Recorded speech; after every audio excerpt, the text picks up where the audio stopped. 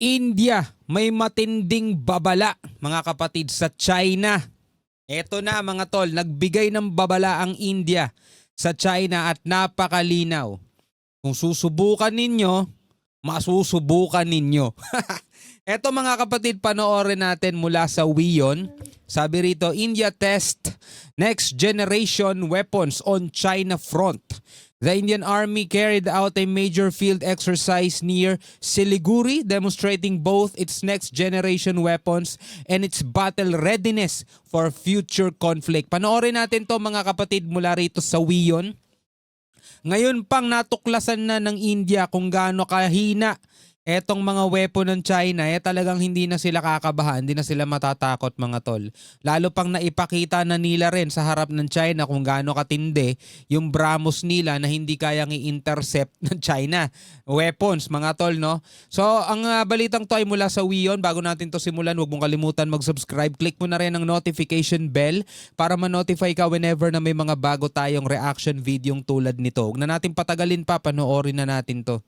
India's message to Beijing is loud and clear. Ano? India, message to Beijing is loud and clear. India's message to Beijing is loud and clear. The Eastern Front is armed, alert, and unafraid. The Indian Unafraid. Army is ready to strike back if China decides to test its resolve on the Eastern Front in any manner. Ready to strike back. Kung susubukan ng China ang puwersa ng India, masusubukan talaga nila mga tol. In any manner, sabing ganun. China decides to test its resolve on the Eastern Front in any manner. The Indian Army has ramped up its combat preparedness near one of the country's most strategically vulnerable stretches, the Siliguri corridor, also known as the Chicken's Neck. This narrow 22-kilometer wide land bridge connects mainland India to the northeast. And right next to it, at the Teesta Field Firing Range in West Bengal, India has staged a powerful, precision-heavy military exercise that signals far more than just routine readiness. It was an exhibition of modern warfare capabilities, not just a drill for optics, but for real-time, real-scale war simulation. Ooh. Mas naging ngayon ng India mga tol, mas naging matapang sila ngayon. Dahil nga, di ba nagkaroon ng gera ang India at Pakistan at matapos laitin o matapos maliitin ng China yung kanilang puwersa, itong puwersa ng India, expose ngayon ng India sa buong mundo kung gaano kahihina itong mga China-made weapon na ginagamit ng Pakistan. Dahil hindi nga na-intercept yung kanilang mga pinakawalang missile, lalo-lalo na yung BrahMos mga tol. At karamihan doon sa mga missile o PL-15 na mga China-made missile, hindi man lang umabot sa India. Yung iba hindi gumana, palyado. Ngayon eto na, may bago silang susubukan o sinusubukan. Next generation weapons and its battle readiness for future conflict. Sabi nga rito kung susubukan ng China, mga tol, naka-ready na ang India in any manner. Armored T-90 tanks powered through simulated battle zones. Sophisticated drones flew overhead, scanning targets. Multi-barrel rocket launchers were fired. Anti-tank missiles hit with deadly accuracy. Robotic dogs powered by AI entered simulated battlegrounds, symbolizing how warfare is being transformed by technology. Grabe, no? May ganun na.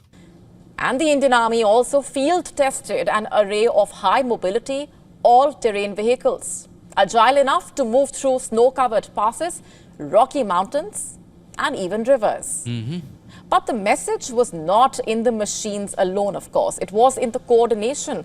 Infantry units, artillery regiments, brigades, elite para-special forces coordinated their movements both in terms of firepower as well as strategy.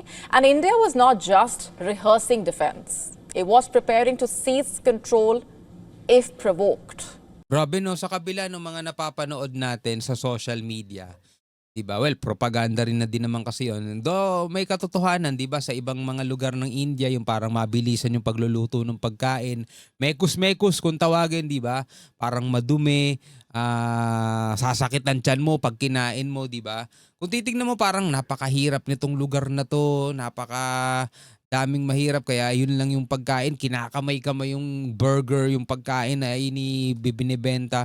Sa kabila ng mga ganong image, mga tol, na nakikita natin sa internet, no, particular sa mga social media, dito ipinapakita ng India na talagang malakas silang bansa at makapangyarihan at mayaman. Kasi makikita mo meron silang mga ganitong klaseng sandata, mga tol. Walang laban ng Pilipinas. Kung sakasakali man, no? Well, payamanan, di ba? Malaking bansa rin naman ito at saka laki ng GDP nila. And this show of strength coming in the context of rising regional tensions, not just from China, but also from Bangladesh. Ever since former Prime Minister Sheikh Hasina's ouster in August last year, Bangladesh's interim government under Muhammad Yunus has made multiple comments about India's northeast and the chicken's neck specifically. And India is not ignoring that rhetoric. It is responding with action, in fact. And the latest exercise is not a one-off event. It's part of a pattern. In January, India launched Devil Strike, a joint operation by the Army and the Air Force near the Siliguri corridor.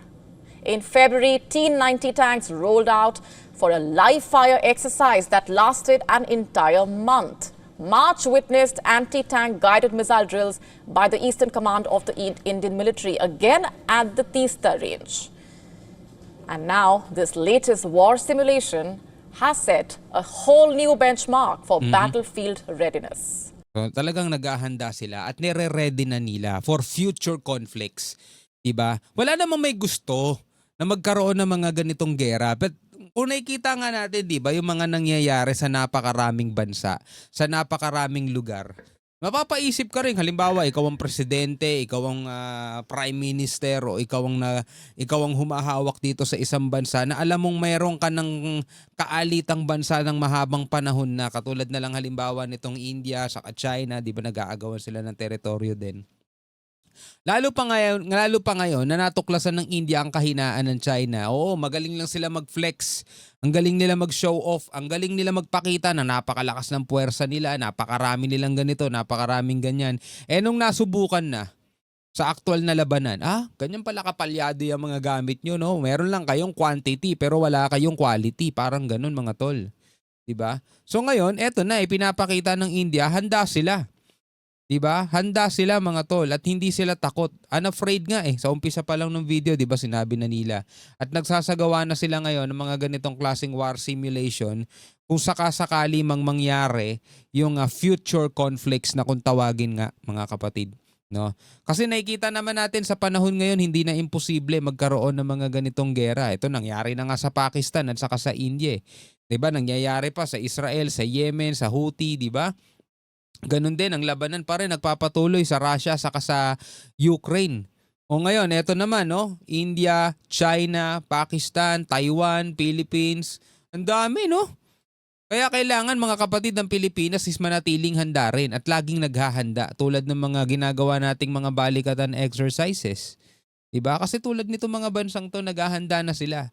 Dahil, alam mo yun, parang iniisip na nila, posibleng magkaroon talaga ng World War III, no? Wag naman sana, mga tol, no? Wag naman sana. Pero mabuting handa na. At dito, nakikita natin, ipinapakita nila yung mga advanced weapon nila. Ito nga, next generation weapons na nga sinusubukan ng Indian Army, no? Dito sa field exercise near Siliguri. Dinedemonstrate nila yung next generation at yung combat readiness nila para sa future conflicts. Yan ay loud and clear na babala o mensahe. Sabing ganun. Sa umpisa pa lang ng video, ang India ay merong mensahe sa Beijing, loud and clear. Subukan ninyo nang masubukan ninyo. Ganun, mga tol. Anyway, bilang mga tao sa mundong ito, ano ang masasabi nyo dyan? Comment na lamang kayo sa ibaba. Hanggang sa muli, ako nga pala si Shobaldi. Peace out.